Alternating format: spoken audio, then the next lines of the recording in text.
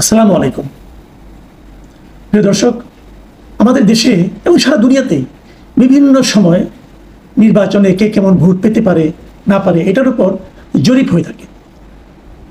বিভিন্ন সংগঠনে জরিপগুলো করেন এবং জরিপ করার যে পদ্ধতিগুলো, এগুলো নানা ধরনের পদ্ধতি আছে।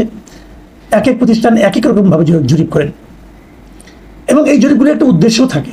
তারা বোঝার চেষ্টা করেন যে মানুষ কি ভাবছে। এখন নির্বাচনের সময়, কাজে এখন নির্বাচন নিয়ে জরিপ হবে, এটাই স্বাভাবিক। এই ধরনের একটা জরিপ গত সোমবার মানে গতকালকে প্রকাশিত হয়েছে। এই জরিপটা করেছে south Asian network of economic modelling, যাকে সংক্ষেপে সামেম নামে সবাই চেনে, তারা এবং অ্যাকশন এইড বাংলাদেশ, এই দুটো প্রতিষ্ঠান যৌথভাবে এই জরিপটা করেছে। এই জরিপটা তারা কখন করেছে? মে মাসের 20 তারিখ থেকে 31 তারিখ পর্যন্ত, মানে মাঝখানে কিন্তু অনেকদিন পার হয়ে গেছে, প্রায় 1.5 মাস আগেই তারা জরিপটা করেছে। এই 1.5 মাস আগে করা এই জরিপটা তারা গতকালকে প্রকাশ করেছে। এত লম্বা সময় তারা কেন নিল আমি বুঝতে পারলাম না, যাও করতেই পারে। এবং এটা তারা খুব ইন্টারেস্টিং টার্গেট গ্রুপকে হাতে নিয়েছে যে কাদের মধ্যে তারা জরিপটা করবে। তারা জরিপটা করেছে তরুণদের মধ্যে। তরুণদের মানে যাদের বয়স 15 থেকে 35, এই যে এইজ গ্রুপ, এদের মধ্যে জরিপটা করেছে। এটাও আমার কাছে খুব রহস্যজনক মনে হয়েছে, এই কারণে যে 15 বছরের লোক তো ভোটারই না আমাদের দেশে। আমাদের দেশে এখনো পর্যন্ত ভোটারের হওয়ার সময়সীমা ওই বয়স হলো 18 বছর। তাহলে 15, 16, 17 এই 3 বছরের লোকজনকে কেন নেওয়া হয়েছে আমি জানি না। যখন তারা নিয়েছে তাদের নিশ্চয়ই কোনো একটা উদ্দেশ্য আছে। এবং তাদেরকে জিজ্ঞাসা করা হয়েছে, অনেকগুলি প্রশ্ন ছিল। আমি খালি ভোটের প্রসঙ্গটা আনতে চাচ্ছি এখন, যে কাদেরকে তারা ভোট দিবে এবং তারা কি মনে করে যে কারা কি পরিমাণ ভোট পেতে পারে, এইগুলো তাদের কাছে প্রশ্ন। এবং সেখানে তারা দেখা গেছে রেজাল্টটা যে 38.76% ভোট পেতে পারে বিএনপির লোকেরা, বিএনপি পাবে। এবং যে তারপরে আছে জামাত ইসলামী, তারা পাবে 21.45%।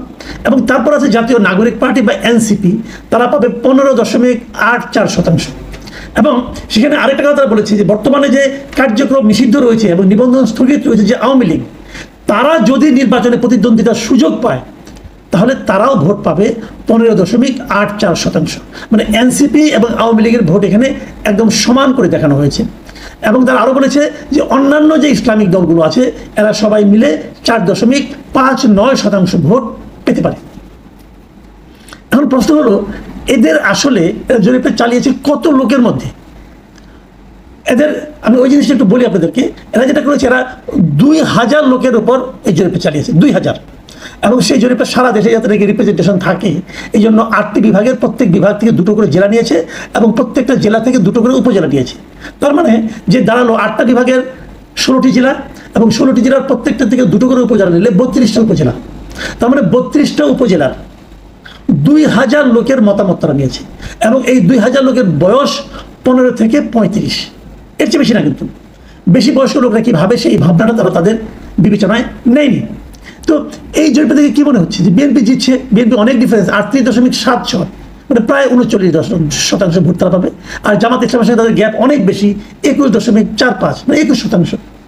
আর ওদিকে জাতীয় নাগরিক পার্টি প্রায় 16%। তো জাতীয় নাগরিক পার্টিটা দেখে কিন্তু খুশি হতে পারে যে তাদের ভোট তো অনেক হয়েছে। অনেকে কিন্তু বলাবলি করে এরা কোনো ভোটই পাবে না, তাহলে তারা অনেক ভোট পাচ্ছে, এটা মনে হতে পারে।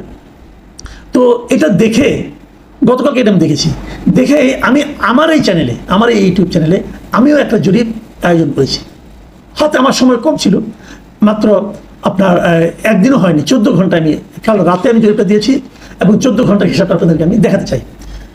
সেখানে আমার প্রশ্ন ছিল যে ধরা যাক আগামী নির্বাচনে আওয়ামী লীগ অংশ নিতে পারবে না, এমন অবস্থায় আপনি কাকে ভোট দেবেন? মানে আমি আওয়ামী লীগকে রাখিনি, ওনাদের জরিপে কিন্তু আওয়ামী লীগ যদি থাকতো তাহলে কত পেত এটা আছে।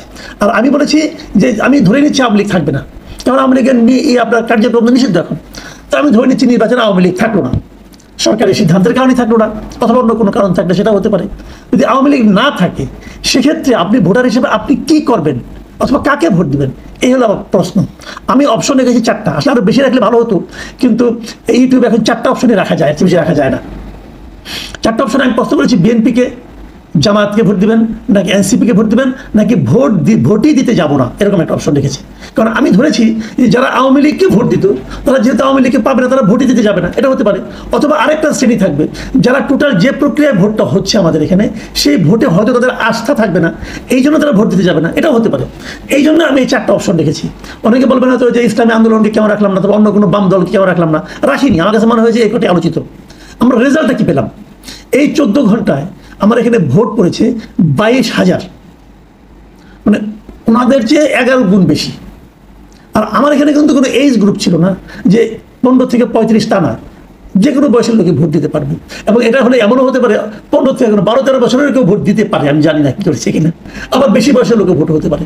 আমি কি রেজাল্টটা পেয়েছি এটা আপনাদের একটু দেখাতে চাই। বিএনপিকে ভোট দেবে বলেছে 14% লোক বিএনপিকে, জামায়াতকে দিবে 11% লোক, এনসিপিকে দিবে 4% লোক। ওখানে কিন্তু জামায়াত আর এনসিপি প্রায় কাছাকাছি ছিল, এখানে জামায়াতের 3 ভাগের 1 ভাগ ভোট পাচ্ছে এনসিপি। আর 71% লোক বলেছে যে তারা ভোটই দিতে যাবে না। এখন এখান থেকে আপনি কি সিদ্ধান্ত উপনীত হতে পারলেন? তার মানে কি এই 71% আওয়ামী লীগের? না, আমার তো মনে হয় না। অনেকেই ভোট দিতে যাবে না, কারণ ভোট যেভাবে হচ্ছে হয়তো এই ভোটিং সিস্টেমের উপর তাদের আস্থাটা নাই। আবার অনেকে হয়তো আওয়ামী লীগের প্রার্থী পাবে না বলে ভোট দিতে যাবে না, অথবা তারা মনে করবে যে আমার জন্য পর্যাপ্ত সংখ্যক বিকল্প প্রার্থী নাই সেখানে, অতএব আমি যাব না, এটাও হতে পারে। কিন্তু এটা কিন্তু একটা অ্যালার্মিং। আমি মনে করি সরকার যারা ভোটের আয়োজন করছেন তাদের জন্য এটা একটা অ্যালার্মিং রেজাল্ট। অনেকে বলবেন হয়তো বা যে আমার এই চ্যানেলে সব আওয়ামী লীগের লোক এসে ভিড় করেছে, হতে পারে, আমি অস্বীকার করি এটা। আমি তো বিএনপির লোকজনকে, জামায়াতের লোকজনকে, এনসিপির লোকজনকে আমার এই চ্যানেলে এসে ভোট দিতে না বলি নাই, কোনো বাধাও দেই নাই। যে কেউ দিতে পারে, আপনিও দিতে পারেন। আপনি যদি মনে করেন যে এনসিপিকে আপনি দিবেন, দেন ভোট। তো এটা তো উন্মুক্তই ছিল। ওখানে যেমন তারা বেছে বেছে লোকদের কাছে গেছে, ফিজিক্যালি একজন লোকের কাছে গেছে, সে হয়তো কথা বলতে দ্বিধাবোধ করছে, সে হয়তো ভেবেছে আমি বলবো কোনো ঝামেলা করি কিনা। এখানে কিন্তু আমার এখানে কিন্তু কোনো ঝামেলা নাই, একদম সবাই গোপন ব্যালটের মতো করে ভোট দিতে পেরেছি, জাস্ট ক্লিক করলেই হলো। তো আমি মনে করি আমার এই জরিপটা আমি মনে করি এটা একটা নির্ভেজাল জরিপ। এখন এখানে যদি বিএনপির লোকজন কম আসে সেটা আমার কোনো দোষ নাই, তাদের তো আমি আসতে বাধা দিইনি। কিন্তু যে ভোটটা এসেছে এই ভোটটাকে একদম ইগনোর না করার জন্য আমি সরকারকে অনুরোধ করব। সরকারকে বলবো আপনারা ভাবুন কেন আপনাদের আয়োজন করা ভোটে মানুষ আসতে চায় না, এই কথাটা খালি ভাবুন। আপনাদের সমস্যাটা তাহলে কোথায়? আপনাদের প্রতি সাধারণ মানুষের আস্থাহীনতার কারণটা কোথায়? আমার মনে হয় আপনারা একটা বড় নির্বাচন করতে চাচ্ছেন। আপনারা আপনাদের প্রধান উপদেষ্টা বলেছেন যে এটা ইতিহাসে সর্বশ্রেষ্ঠ নির্বাচনের উপহার দেবেন। যে ভোটে 71% লোক ভোটই দিতে যেতে চায় না, সেটা ইতিহাসের শ্রেষ্ঠ নির্বাচন কি করে হবে? আমি তো বুঝি না।